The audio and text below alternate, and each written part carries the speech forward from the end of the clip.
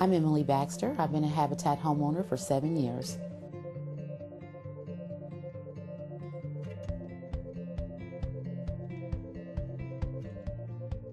I'm a native of Evansville, but moved to Dallas, Texas in 1990. While in Dallas, I was thriving. I purchased a home and had a great life there. In 2003, found myself back in Evansville, Indiana, and it was a little bit of a challenge because I lived away for about 12 years, and so just getting myself reacquainted with the city was a little bit of a challenge. At that time, me and my 6-year-old son moved back home and lived with my mother. So at 38 years old, I was living with my mom. And it was different because I was used to being independent on my own. I was really thriving in Dallas. I worked for a for-profit company. Had purchased my home about 3 years before I ended up moving back. So, that was a dream of mine that I had to give up once I moved back to Evansville. Living with my mom was wonderful because I had some resources and I had some support, and I needed that at the time.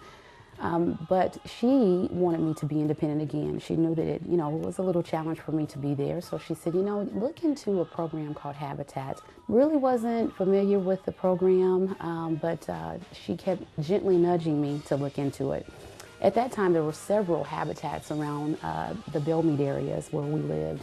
And I saw families coming in and out, but never thought that was for me. Just was not for me. I did not know how to even hang a picture at that time, and so I thought, building a house is going to be a challenge for me. But with her support, I ended up applying for a Habitat home, filled out all of my paperwork, and Habitat said no. Once they looked at my credit history, they said no, and they said, you still have some bills that are outstanding. So that was a little bit of a shocker for me, and I have to admit I was a little frustrated because I just sold a house, so I thought, well, why not? Habitat said, well, we have some board members that may be able to help you get these cleared up. A board member called me to his office one day who happened to work at a bank. He called my creditors for me and talked to them, and they settled upon an agreed amount that was okay for me. I went back to Habitat, filled out the other additional paperwork, and they said yes. The first 50 hours, because of course you have to do 300 sweat equity hours, are tough because you're out there on your own with a group of other volunteers, but you don't have any family or friends that can help you at that point. It was quite an experience for me. And the people that I met working on this project were just unbelievable. I could be standing next to a CEO of a company and not even know it because everyone was there for one cause, and that was to make homeownership a dream and a reality. Well, not a dream, but a reality for so many that were out there. A lot of people feel like Habitat is a handout.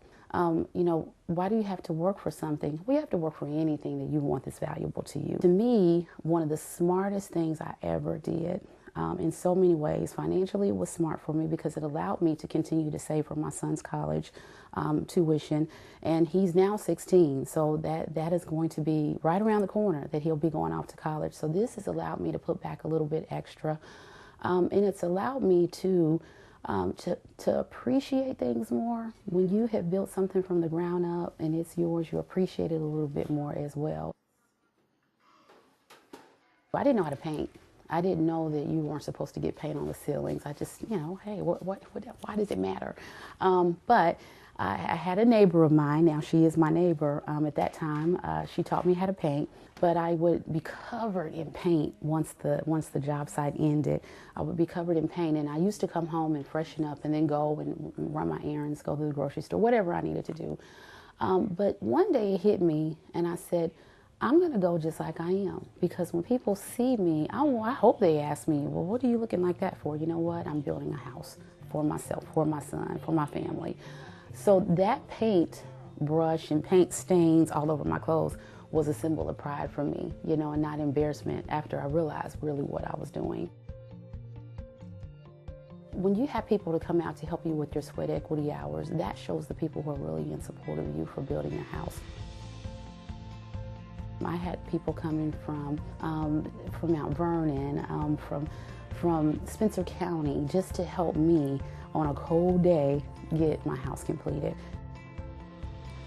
When I was building the house, Lindsay, my 16-year-old son, was a bit too young then to really help me build or understand what Habitat meant to us.